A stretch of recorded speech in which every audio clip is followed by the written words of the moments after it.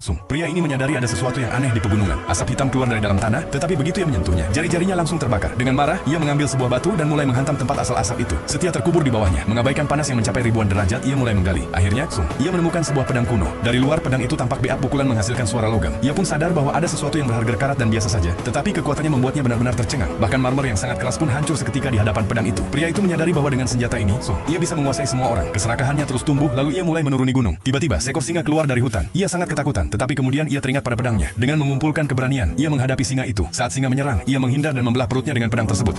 Singa itu langsung mati. Seorang wanita muda yang berdiri di dekat sana menyaksikan semuanya. Terkesan oleh keberaniannya, ia mengundangnya untuk bergabung dengan sukunya. Wanita itu berkata bahwa ia bisa dengan mudah menjadi kepala suku. Kepala suku saat ini yang dikenal sebagai sang pemimpin menguasai hutan dengan sebuah palu batu raksasa. Semua suku di sekitarnya adalah musuhnya. Namun pedang pria itu begitu kuat sehingga hanya dengan satu tebasan, ia menghancurkan palu sang pemimpin dan mengalahkannya. Sang pemimpin menyadari bahwa ia tidak memiliki peluang untuk menang. Ia pun kehilangan kedudukannya dan diikat di bawah terik matahari. Tak lama kemudian, seekor gorila besar datang untuk mengejeknya. Dengan marah, sang pemimpin memutuskan tali yang mengikat kepalanya, lalu memukul gorila itu hingga pingsan menggunakan tongkat kayu. Sejak hari itu, sang pemimpin hidup sendirian di hutan. Ia adalah pemburu yang sangat ahli, sehingga tidak pernah kekurangan makanan. Suatu hari, saat sedang minum di sungai, ia bertemu dengan seorang wanita cantik. Wanita itu melihat luka di perutnya. Setelah mengetahui bahwa sukunya sendiri telah mengusirnya, ia merasa iba. Ia pun mengobati lukanya. Seiring berjalannya waktu, keduanya saling jatuh cinta. Sang pemimpin akhirnya pulih sepenuhnya, tetapi ia tidak memiliki tempat untuk tinggal. Karena itu, wanita tersebut membawanya ke sukunya. Saat tiba di sana, sang pemimpin sangat terkejut. Suku ini sudah mengenal pertanian, sehingga tidak ada seorang pun yang khawatir akan kekurangan makanan. Sementara itu, suku lamanya masih bergantung pada berburu. Namun, orang-orang di suku ini sangat takut pada binatang buas. Setiap kali ada hewan yang mendekat,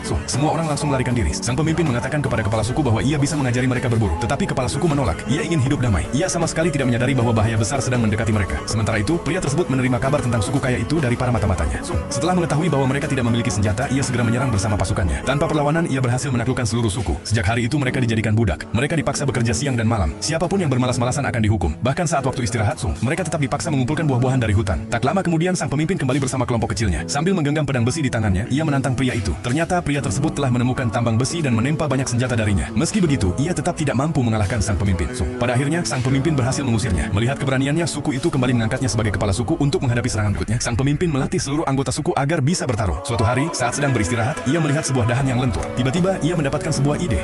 Ia mengikat seutas tali pada kedua ujung dahan itu, sehingga terciptalah busur pertama di dunia. Dipadukan dengan anak panah yang tajam, busur itu menjadi senjata yang sangat mematikan. Di sisi lain, pria itu sedang mempersiapkan balas dendam. Ia membuat senjata-senjatanya menjadi lebih kuat. Setelah diam-diam mempersiapkan semuanya selama 3 tahun, ia melancarkan serangan lagi. Namun kali ini, sang pemimpin sudah benar-benar siap. Busur dan anak panahnya memiliki jangkauan yang sangat jauh, sehingga para prajurit pria itu tidak mampu melawannya dan akhirnya melarikan diri. Hanya pria itu yang masih bertahan. Saat ia menyerang, sang pemimpin langsung membunuhnya hanya dengan satu serangan.